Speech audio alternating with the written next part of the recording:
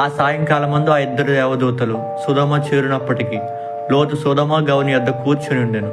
లోతు వారిని చూచి వారిని ఎదుర్కొన్నట్టుకు లేచి సాష్టాంగ నమస్కారం చేసి, నా ప్రభువులారా, దయచేసి మీ దాసునింటికి వచ్చి రాత్రి వెళ్ళబుచ్చి కాళ్ళు కడుగుకున్నది. మీరు పెందలకడ లేచి మీ త్రోవని వెళ్ళవచ్చునను. అందుకు వారు, అలాగూ కాదు, నడి వీధిలో రాత్రి వెళ్ళవచ్చుదామని చెప్పిరి. అయినను అతడు మిక్కిలి బలవంతం చేసినప్పుడు వారు అతని తట్టు తిరిగి అతని ఇంట ప్రవేశించిరి. అతడు వారికి విందు చేసి పొంగన రొట్టెలు కాల్చగా వారు భోజనం చేసిరి. వారు పండుకొనక ముందు ఆ పట్టణస్థులు అనగా సొదొమ మనుష్యులు, బాలురును వృద్ధులను ప్రజలందరూ నలుదిక్కుల నుండి కూడి వచ్చి ఆ ఇండ్లు చుట్టుముట్టిరి. ఈ రాత్రి నీ యొద్దకు వచ్చిన ఆ మనుష్యులెక్కడ?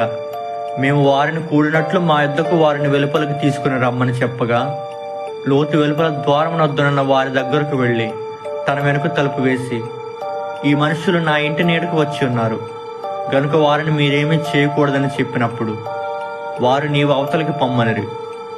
మరియు వారు, వీడెవడో మనలోనికి పరదేశిగా వచ్చి తీర్పరగా నుండి చూస్తున్నాడు కాగా వారికంటే నీకు ఎక్కువగా కీడు చేసేదమని చెప్పి లోతు అన్న మనుష్యుని మీద దొమ్మిగా పడి తలుపు పగలగొట్టుటకు సమీపించిరి.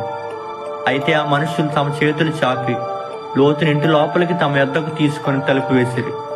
అప్పుడు వారు పిన్నల మొదలుకొని పెద్దల వరకు ఆ ఇంటి ద్వారం దగ్గరనున్న వారికి